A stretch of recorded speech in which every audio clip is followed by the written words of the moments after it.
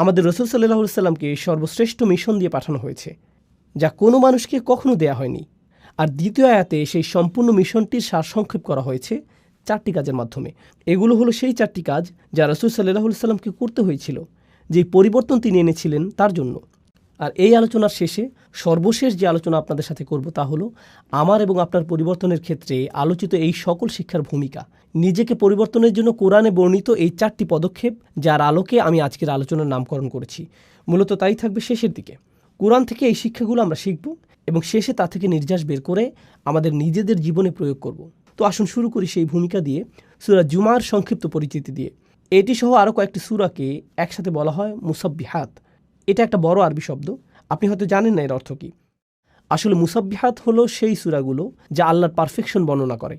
যে বিষয়টি এই সূরাগুলোর সবগুলোতেই দেখা যায় তা হলো সবগুলো সূরার শুরুতে রয়েছে সাব্বাহা লিল্লাহি মা ফিস সামাওয়াতি ওয়াল আরদ, অথবা ইউসাব্বিহু লিল্লাহি মা ফিস সামাওয়াতি ওয়া মা ফিল আরদ, অর্থাৎ আকাশ এবং পৃথিবীর সব কিছুই আল্লাহর পারফেকশনের বর্ণনা করে আসছে এবং তারা আল্লাহর পারফেকশন বর্ণনা করতে থাকবে এবং তারা এখনও আল্লাহর পারফেকশন বর্ণনা করে যাচ্ছে।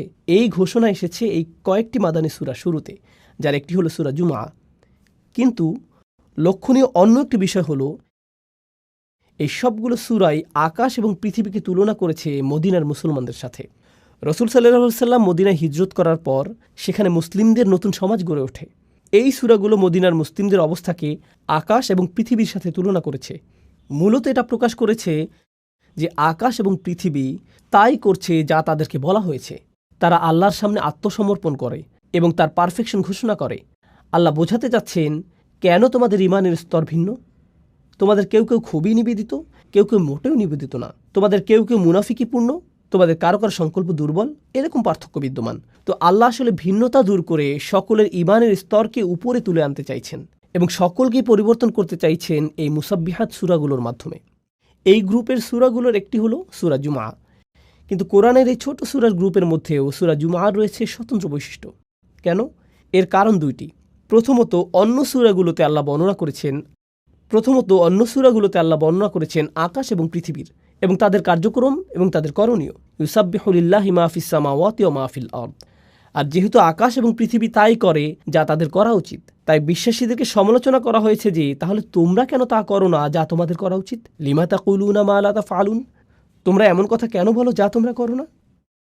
হুয়াল্লাযী খালাকাকুম ফামিনকুম কাফিরুন ওয়া মিনকুম মুমিন, তিনি সেই সত্তা যিনি তোমাদেরকে সৃষ্টি করেছেন, তোমাদের মধ্যে রয়েছে কাফের, তোমাদের মধ্যে রয়েছে ঈমানদার। কেন মানবজাতির মধ্যে এই অসঙ্গতি যখন আকাশমণ্ডলীতে কোনো অসঙ্গতি নেই?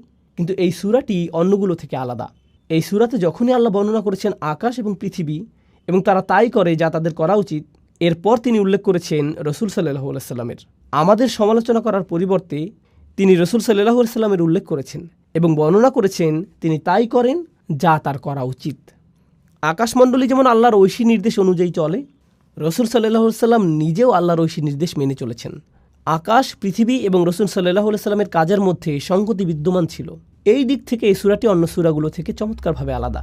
এর পাশাপাশি আল্লাহর 2টি নাম উল্লেখের পরিবর্তে এই সূরাটিতে 4টি নামের উল্লেখ করা হয়েছে। এটা আমরা জানবো আলোচনার দ্বিতীয় অংশে। এখন প্রথম আয়াতের বিষয়বস্তুতে যাওয়ার আগে এবং আল্লাহ 4টি নামের আলোচনার আগে আমি আপনাদের সাথে আলোচনা করতে চাই, শুধুমাত্র এই আলোচনারই নয়, বরং পুরো সূরাটির সামগ্রিক মেসেজটি নিয়ে। মূলত এর মেসেজটি হলো পরিবর্তন।